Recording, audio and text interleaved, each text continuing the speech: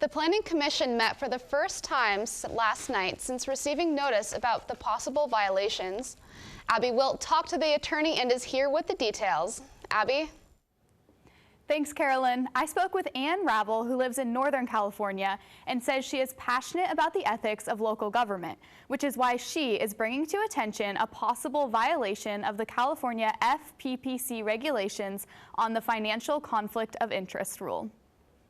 A potentially serious violation for the Malibu Planning Commission. All the people of this state should be concerned. Two planning commissioners, Skylar Peak and Dennis Smith, are being accused of a conflict of interest. This is not something that we take lightly. For serving on the Planning Commission while working as contractors in the city. That is a conflict of interest, is it not?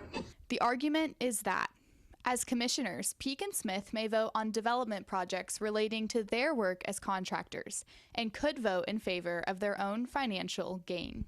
If she does come out to be correct, we're going to look really bad. Ann Ravel, who was appointed to the Federal Election Commission by President Obama and now teaches at Berkeley Law, wrote a letter to the City Council about her concerns. She's an expert on financial conflict of interest law. Ravel says she is filing a complaint with the California Policies Fair Practices Commission next week, who will then read the complaint, investigate it, and make a decision. These issues about integrity of government officials is really important. Former Mayor Bruce Silverstein, also an attorney, said having Peak and Smith on the Planning Commission is putting the city in danger and could make residents not trust in their local government. Anyone whose livelihood depends on making money on development, be them a developer or a contractor, has an inherent conflict of interest. Peak and Smith remain adamant they are not voting to help themselves out. The honor of sitting up here and being chosen is way over me trying to go get some work. It's kind of funny that they think that.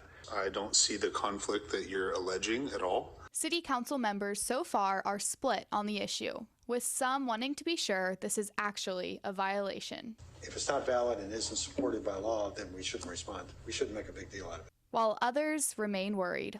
This is going to make the LA Times.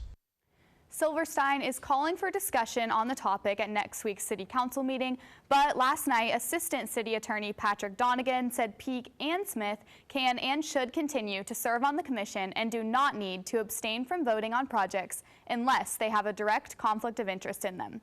Back to you, Joe and Carolyn. Thank you, Abby, for that report.